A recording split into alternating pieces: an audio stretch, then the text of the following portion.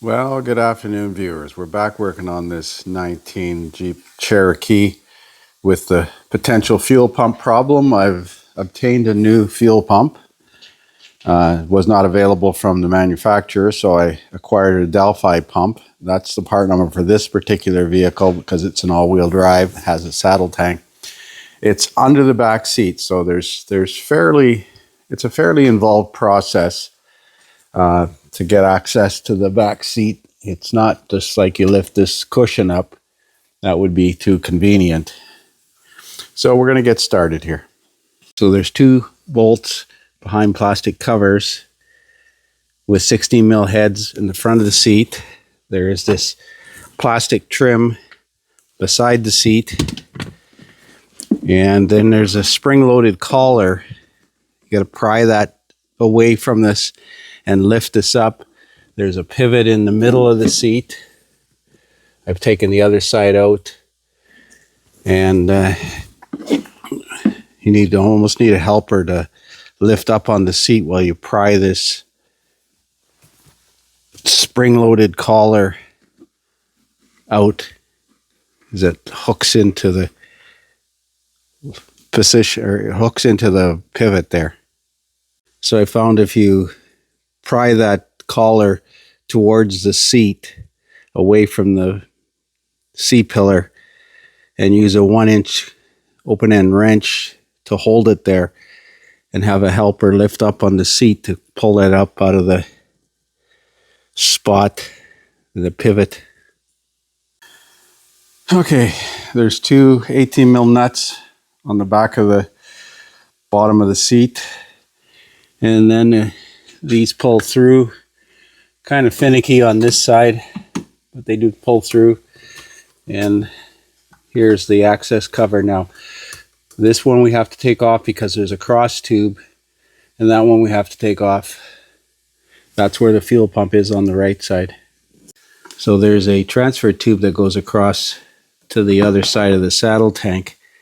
And why they didn't take it off at this end here rather than having to take the other pump out, because that's a coupler there. To me, that seems a more logical spot to undo the line. But now we've got the plates off. I'm going to check voltage drop on the fuel pump circuit. Make sure we got full battery voltage to the 2 large wires on the fuel pump here. The 2 outer wires.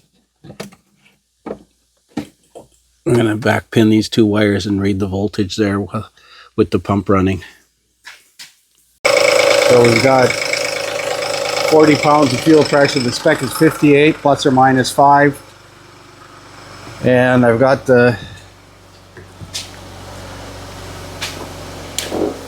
meter connected to the 2 leads. And I got 13.43 volts there. So we don't have any voltage loss on the circuit. So I'm going to disconnect the fuel pump and make it run out of gas. So it's stalled. It means we've relieved fuel pressure, at least most of it anyways. Let's see what we've got for residual pressure in the system. 5 psi. Now let's take that pump out. Let's blow the top of the tank off. So I did have to take the other pump out to unclip the line off the other pump, or the other sender, or whatever that is. I think it's just a transfer tube. I'm looking at the bottom of the tank and it looks pretty clean. I don't see any debris in there. There is another line that has to be disconnected from the bottom of this pump right there. It's similar to these ones here where you press the clip and slide it off, but it was up against the back. So it was difficult to get to. So let's get ready to install this new pump. It looks correct. So there's both sending units installed.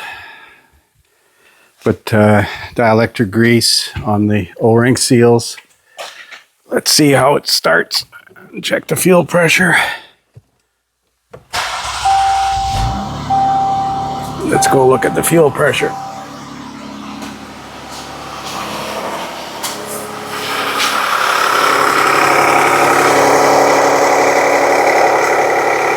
That's better. But at least something went right today. That engine sounds like it's got some internal issues.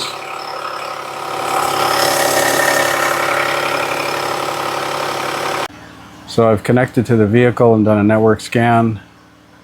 Fuel level sensor circuit, I set that by having the fuel pump disconnected. Fuel system lean codes were set because of a low fuel pressure and fuel level sensor. So I'm going to turn the key, ignition off, and then back on and then do a network clear.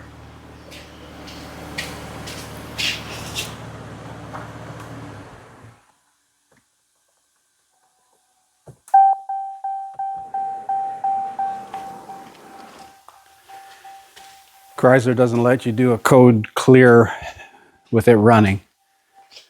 So clear DTCs. Yes.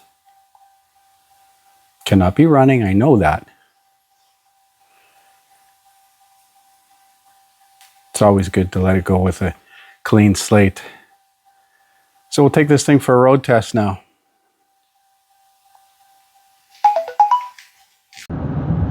So we're going to try this thing.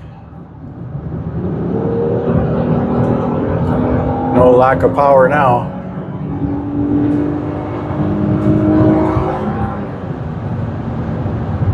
This guy's going to think I'm crazy at catching up to him so fast. So we'll call this one fixed. Thanks for watching.